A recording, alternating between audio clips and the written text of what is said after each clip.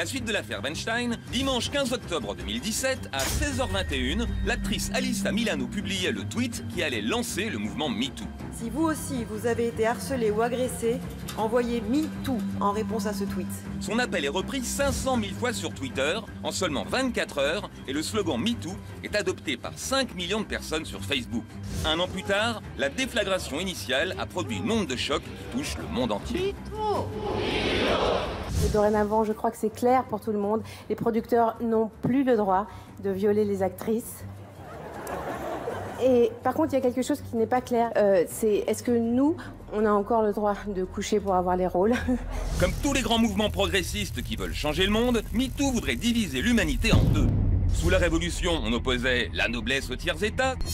Sous le Front populaire, on opposait les riches et les pauvres. En mai 68, on opposait les jeunes aux vieux. Eh bien, MeToo a décidé d'opposer les hommes et les femmes.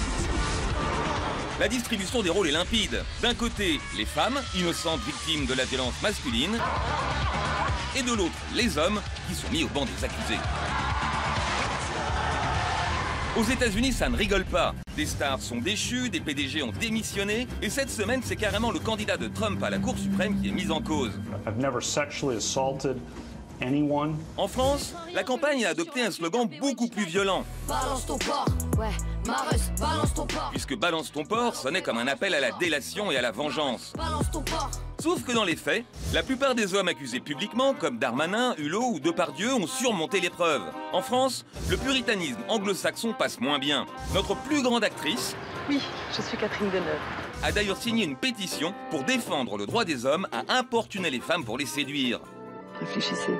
Pauvre Catherine, elle n'a pas l'air au courant que la loi a changé. La semaine dernière, un gars complètement bourré a mis une main aux fesses à une jeune femme en la traitant de grosse pute. Eh bien, pour la première fois en France, il a été condamné à 300 € d'amende pour outrage sexiste. Et oui, les hommes vont désormais devoir être un peu plus subtils pour draguer les femmes. Et voilà, c'était l'édito de Blacko, mise en image de Julien Grappe. Bravo Blacko, bravo Julien, voilà.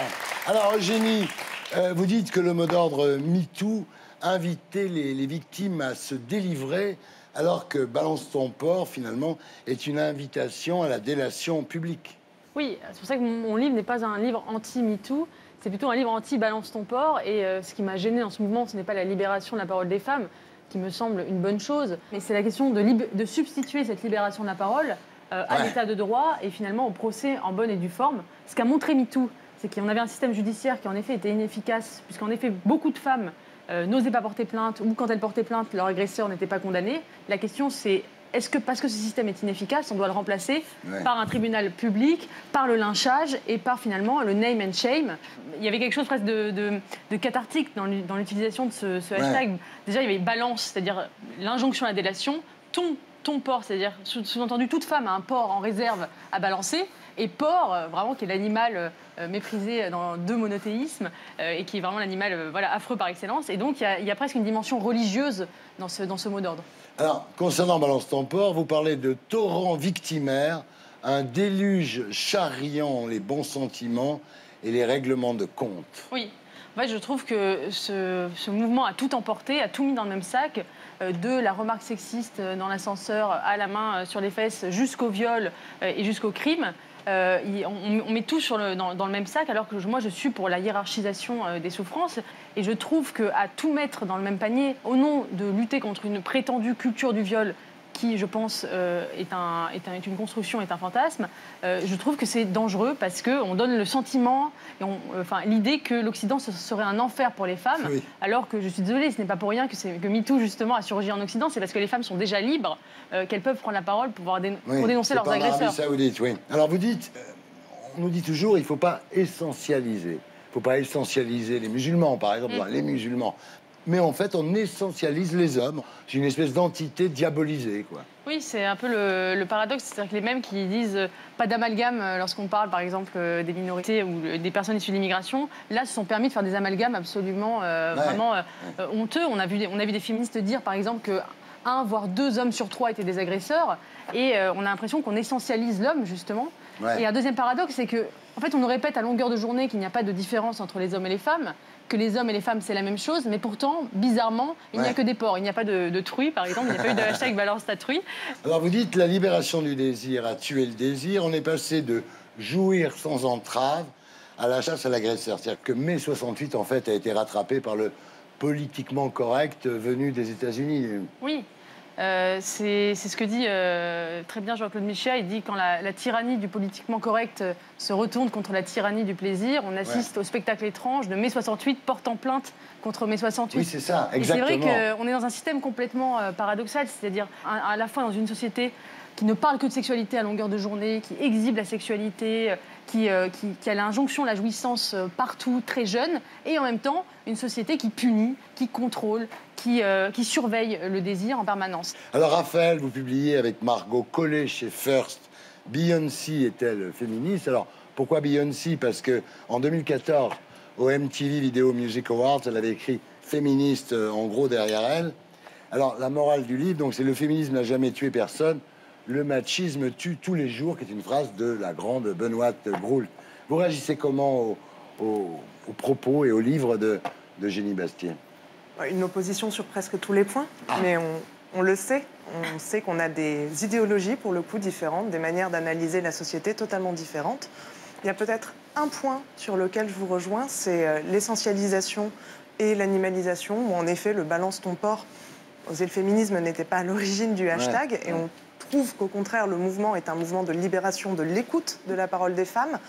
Et sur le paradoxe que vous évoquez sur notre revendication en tant que féministe à l'égalité, notre analyse qu'il n'y a pas de différence essentielle entre les femmes et les hommes, et ce paradoxe d'aujourd'hui d'avoir des femmes victimes de violences masculines, c'est le paradoxe de la réalité, de ce que nous on appelle le patriarcat, de siècles de construction sociale, où on nous a appris en tant que filles et garçons, en tant que femmes et hommes, à nous comporter différemment. Et c'est bien cela qui crée les violences et qu'on essaye aujourd'hui de remettre en cause. Moi, je crois que le patriarcat n'existe plus, que la domination masculine a été déconstruite. Pourquoi? Parce que qu'est-ce que le patriarcat? Il reposait sur l'institutionnalisation de l'autorité masculine, qui n'existe plus dans le droit, et sur la maîtrise de la fécondité des femmes, qui n'existe plus, puisque les femmes ont la maîtrise de leur fécondité. Donc ce patriarcat institutionnel, il n'existe plus. En tout cas, l'institutionnalisation de la domination masculine, elle n'existe plus. Elle n'a jamais existé, en tout cas jamais vraiment dans les textes, par exemple. Ça a toujours été une institutionnalisation. Si, dans le code civil napoléonien, si. En faux, mais la plupart du temps, c'était par exemple parce qu'on pense l'universel comme quelque chose de masculin. On est quand même sur une méthode de partage du pouvoir qui soit symbolique, sociale, économique, qui se fait à l'avantage des hommes. C'est ça que nous sommes en train de remettre en cause. Et finalement, on reconstruit une société qui implique ces deux moitiés. Bien, alors Constance, le 28 août, vous faites une chronique sur France Inter sur le thème des seins. Une chronique que vous finissez topless. Alors, le thème de la chronique, c'était la journée mondiale du topless. Voilà. Et j'ai pas juste montré mes seins pour montrer mes seins, c'était un geste pour allier le fond à la forme. Ça a fait tout un foin parce que j'ai commencé à me faire insulter. On m'a dit que j'étais une grosse salope, tout ça, des trucs, des trucs assez terribles. Et ça m'a hyper étonnée. Donc, parce que moi, je pensais faire chier quelques vieux cons, mais je pensais pas qu'il restait autant de gens hyper coincés comme ça, qui allaient se sentir agressés par de tétons. Parce que quand même, oui, après tout, sur la plage, voilà. Sur la plage, les femmes sont en culotte tous les étés. Voilà. Quoi, c'était revendiquer la liberté de son corps, ouais. Voilà, de vouloir dire, bah ouais, si j'ai envie de me mettre nue, de montrer ma poitrine et on va regarder vos seins. Magnéto, Serge. Faut leur faire la nique à tous ces puritains moralisateurs qui nous disent qu'on est pervers avec notre peau, qu'on aère, alors que eux, ils ont juste un problème avec leur zizi. Venez. On n'a qu'à monter une affaire tortureuse. On va commettre les extrémistes et les réacs à grand coup de volupté. C'est la rentrée. Et on pourrait les... Pourquoi personne ne Si, l'écoute? mais vous avez raison. C'est sûr, t'écoutes. Les topless. Constance topless. Moi, j'ai une idée. On pourrait piéger tous les réacs et en fait, on aurait une technique, on les ferait glisser avec notre mouillette et une fois à terre, on les étoufferait avec nos loches et comme ça, on dirait qu'ils auraient été tués par des gros bonnets. Moi, j'adore. C'est très sympa. Non, c'est bien. Ce que je trouve choquant quand on fait ce genre de séquence, le minimum pour les spectateurs, c'est d'apprendre son texte par cœur et de ne pas avoir les fiches devant les nichons, quoi. Il y a quand même un respect pour le voyeurisme. Yann. Alors, J'ai l'impression que parfois on confond dans ce débat la symétrie et l'égalité. Ouais. Il n'y a pas de symétrie entre les hommes et les femmes. En revanche, l'égalité est tout à fait possible. On a tous une sexualité et écouler cette sexualité dans la rue, dans la vie, dans les jours, c'est la chose la plus difficile au monde. Et moi, je pense que depuis des milliers d'années, des centaines d'années, les hommes ont écoulé leur sexualité au détriment des femmes. Et là, on a une chance historique, c'est que ça n'est plus jamais lieu. S'il faut en passer par une phase d'exagération, ça ne nous dérange pas. Et c'est d'ailleurs parce que l'égalité entre les hommes et les femmes est à 2 doigts de se faire enfin qu'il y a ce dernier bastion qui se met à craquer et qui parfois peut avoir des travers. Pas des travers de porc, des travers tout court. Et peut-être que c'est sain, de manière provisoire, que cette exagération ait lieu. Et je rajouterai d'ailleurs que les hommes sentent que ça commence à craquer parce que le seul domaine où leur sexualité fantasmée, celle en fait qui assujettit les femmes, continue à dominer, ce sont sur les sites pornographiques qui explosent.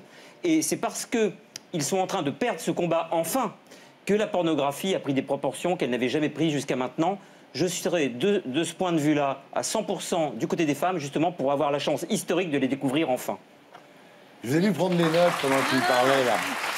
Non, mais je crois que justement, sur la pornographie, c'est intéressant parce qu'en effet, aujourd'hui, la pornographie explose et je trouve qu'on fait très peu, les pouvoirs publics font très peu pour lutter contre ce fléau, notamment auprès des plus jeunes, parce qu'en effet, on n'avait pas raconté qu'il y a de la pornographie féministe, ça n'existe pas. 90% des contenus sont des contenus humiliants pour les femmes et qui, en effet, poussent certains jeunes gens à avoir des recours à des pratiques humiliantes pour les jeunes femmes. Il y a très peu de choses sont faites contre la pornographie et ça, il faut le dire, s'il y a une porcherie quelque part, c'est bien là. Oui, mais elle exprime le deuil de ce qu'on ne peut plus faire dans la réalité. Je suis pas sûre, elle exprime. Moi, je pense justement. Ouais. Non, moi, je crois que le contraire. C'est parce qu'on a. Elle n'a pas de vertu d'enseignement parce qu'elle est réductrice pour les femmes et les gamins qui regardent ça pensent que c'est la norme. On voit, bien c'est ce que je dis, on voit sur les sites pornographiques l'idéal masculin qui est en train de craquer. Et on voit ce qu'on est en train de perdre, heureusement qu'on le perd. On voit l'idéalisation horrible que fait l'homme de la femme, c'est-à-dire par assujettissement. Sur les sites pornographiques qui explosent parce que dans la réalité, ils ne peuvent plus le faire. Moi, je préfère que ce soit médiatisé par des représentations culturelles qui soient belles, artistiques, dans la réalité, plutôt que par le porno. Et quand on déconstruit justement toute la culture en disant, de toute façon, la galanterie, c'est une forme de sexisme, les Carmen de Bizet, c'est une forme de sexisme. Quand on déconstruit tout... Il y a même un mec qui a changé la qu'est-ce qui se retrouve On se retrouve avec quoi? On se retrouve avec la pornographie, la sous-culture populaire de rap. Et c'est une réaction en fait que les femmes font enfin leur entrée dans la culture, font enfin leur entrée dans l'histoire et dans la culture. Et les mâles. Mais sauf que les jeunes d'aujourd'hui, ils ne lisent plus la littérature, ils ne lisent plus Marivaux, ils ne lisent plus Bizet, ils écoutent des chanteurs de rap qui chantent grosse pute, et ils regardent du porno, et je ne suis pas sûre que ce soit meilleur dans la vision que ça véhicule de la femme. C'est important parce que vous avez laissé sous-entendre quelque chose, et je veux être très claire à ce sujet-là. Vous avez dit me dites pas qu'il y a du porno féministe. Oui. Je ne crois pas qu'il y ait du porno féministe. Il y en a très peu. Je ne pense pas qu'il y ait du porno féministe. Et donc, on voit très bien ce à quoi sert le porno. On voit très bien les tendances, en effet, à la domination, à la violence. Aujourd'hui, il y a des développements de porno extrêmes qui sont en réalité de la pédocriminalité d'une part et de la torture d'autre part. Et donc, il faut en effet... C'est très facilement accessible, en plus. C'est très facilement accessible, c'est très dangereux. Ça participe aussi d'une construction culturelle. La plupart des femmes japonaises qui jouent dans ces films disent qu'elles n'ont pas eu le choix, etc. C'est la maltraitance. Par ailleurs, derrière la caméra et devant la caméra, il faut rappeler qu'il y a de véritables personnes, non pas des actrices, mais des femmes qui, je pense, sont souvent violées sur ce type de plateau. Et c'est quelque chose qu'on n'a pas encore intégré dans ce qu'est la culture du viol. Yann, ce mouvement a quand même libéré une certaine parole. Et là où vous vous trompez peut-être, c'est que moi-même, je suis surpris de voir à quel point des amis, des vieilles amies, des jeunes amies, me disent tout d'un coup ce qu'elles ont subi dans leur enfance. Et je peux vous dire que je ne savais pas que c'était à ce point-là. Tout d'un coup, la mer se retire et on voit que sous l'eau, il y avait des pneus crevés et des rats morts. Constance, votre geste à France Inter, c'était quoi? C'était un geste féministe ou... Moi, j'arrive pas à dire que je suis féministe parce que j'ai pas envie d'appartenir, d'être enfermée voilà, dans un clan.